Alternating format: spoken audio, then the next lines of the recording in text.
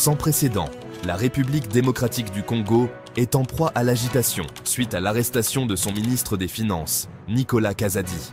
Cette arrestation a provoqué une onde de choc à travers le pays, suscitant des réactions diverses et intenses parmi la population et les observateurs politiques. Nicolas Kazadi, ministre des Finances de la République démocratique du Congo, a été récemment placé en détention par les autorités judiciaires du pays. Cette décision a été prise après une enquête approfondie menée par les autorités compétentes qui ont jugé nécessaire de l'interpeller pour répondre à certaines questions cruciales concernant sa gestion des finances publiques. Cette arrestation fait suite à une convocation émise par le procureur général près la Cour de cassation. Le procureur général a souligné l'importance de cette démarche pour garantir la transparence et l'intégrité des institutions publiques. Bien que les raisons exactes de sa détention n'aient pas été officiellement divulguées, des sources évoquent des allégations de détournement de fonds publics. Ces allégations, qui restent à être confirmées par les autorités judiciaires, viseraient notamment la gestion des finances liées au programme de développement des 145 territoires du pays. Ce programme, crucial pour le développement économique et social de la RDC, a toujours été au centre des préoccupations des autorités et de la population. La gestion de ces fonds est donc un sujet hautement sensible, et toute irrégularité pourrait avoir des conséquences graves. L'arrestation de M. Kazadi survient dans un climat politique tendu en RDC, à quelques mois seulement des élections générales prévues pour décembre 2023.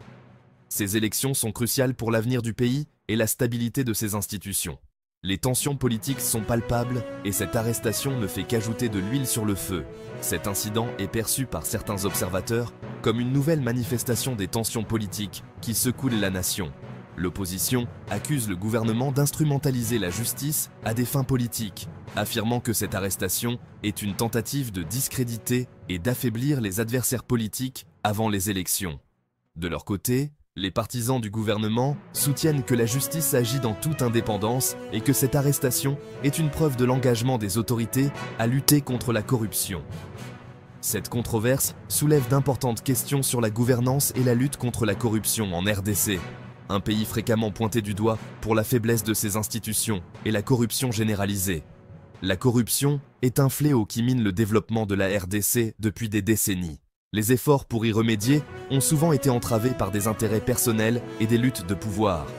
Cette affaire pourrait être un tournant décisif dans la lutte contre la corruption, mais elle pourrait aussi exacerber les divisions politiques et sociales. L'issue de cette affaire aura vraisemblablement un impact profond sur le climat politique et social en RDC à l'approche des élections cruciales. Les citoyens attendent avec impatience de voir comment cette situation évoluera et quelles seront les répercussions sur le processus électoral. Restez connectés, nous continuerons à suivre l'évolution de cette situation. Les prochains jours seront déterminants pour comprendre les véritables enjeux de cette arrestation et ses conséquences sur l'avenir de la RDC. Nous vous tiendrons informés des développements majeurs et des réactions des différents acteurs politiques et sociaux.